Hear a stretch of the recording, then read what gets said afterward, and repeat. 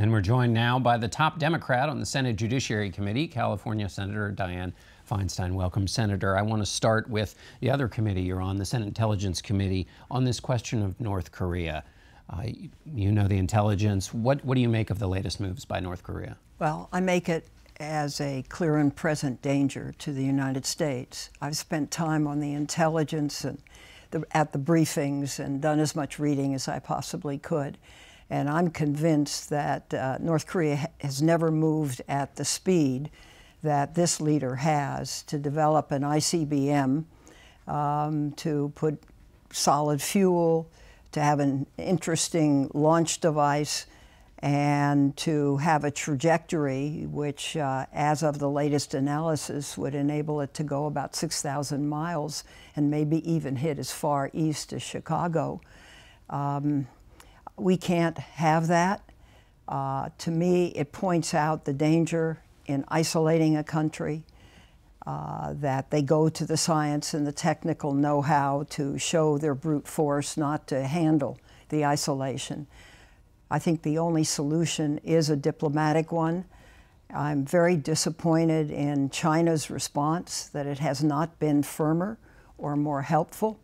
And I think that the administration, and this is one of the reasons that I hope General Kelly will be able to be effective even beyond a chief of staff, is to begin some very serious negotiation with the North and stop this program. Let me move on to health care, which fell apart this week in the Senate. Often in these instances, a group of bipartisan senators go somewhere and maybe in a quiet room and try and work. Is that happening at all? Is there any chance that that could emerge out of this failure this week? Well, the vote just happened, so we don't know that right now. But I think there's a big lesson learned in this, John. You can't take a bill as big as this one, write it with a select group of people in a back room, not let one of the political parties even see it until the Friday before a vote comes up, and think that this bill is going to pass.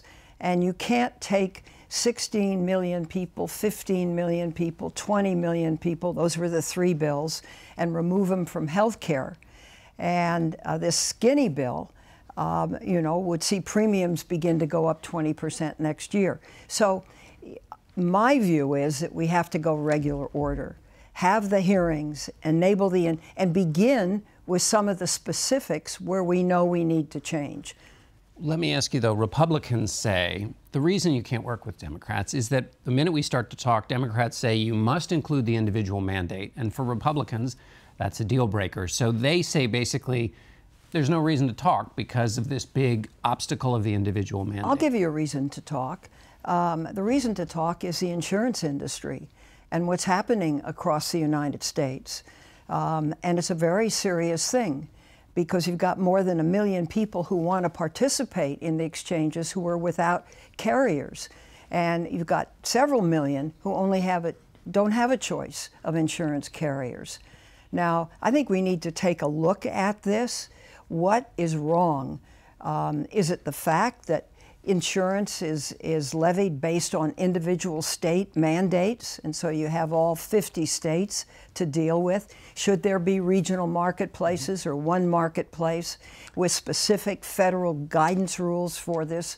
We need to look at that. And you have real problems with the subsidies for people under $47,000. You earn $48,000 and you get nothing, and your insurance can cost you $800 to $1,000 a month, to over 20% of income at $50,000 a year. Let me ask you now quickly before we go, is on Jeff Sessions, your former colleague as senator. What do you make of the president's conversations with him? Chuck Grassley, your colleague on the Republican ranking on the Senate, said no Attorney General confirmation hearings.